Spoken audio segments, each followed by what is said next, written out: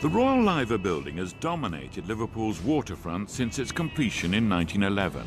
Standing guard 300 feet up are the two liver birds made of copper. They're taller than a double-decker bus. But the story of how they came to be there is as intriguing as the birds themselves.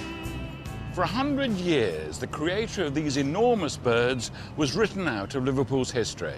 It was only recently that he was remembered and honoured by the city.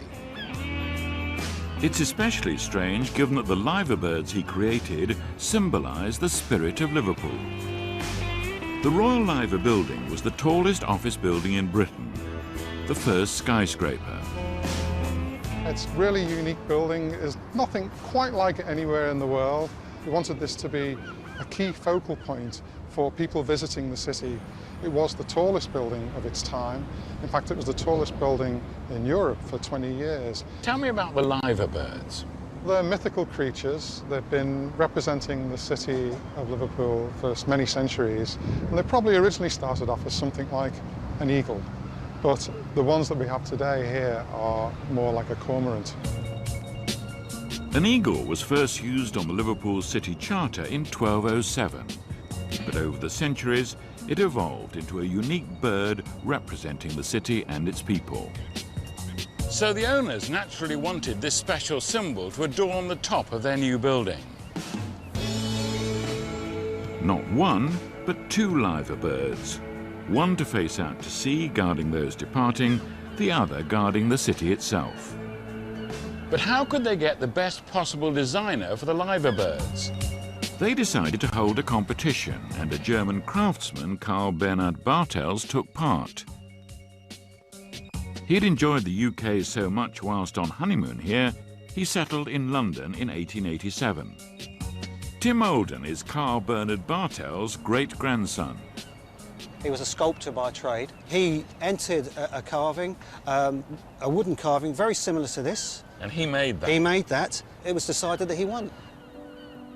So it was that a German-born sculptor completed one of Liverpool's most famous landmarks. But he was not to enjoy the affection of the public for long. When the First World War broke out in 1914, Germans living in the UK became a target. They weren't welcome. Their businesses were looted. A lot of the German records were wiped out. Anything to do with Germany, it was a xenophobia. Despite having a wife and British children, in 1915, Carl Bernhard Bartel was forcibly separated from his family.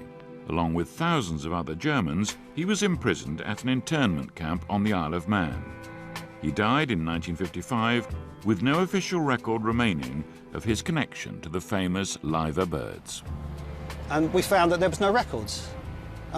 You sort of question this, why?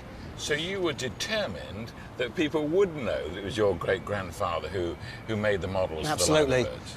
Eventually in 2011, on the centenary of the liver birds, my great-grandfather was given the Citizen of Honour Award by the Lord Mayor, and together with a plaque that sits in the back of the liver building. Tim has never seen his great-grandfather's work up close, so the One Show has been given special permission to launch this, an octocopter camera, which can fly right up and literally get a bird's-eye view.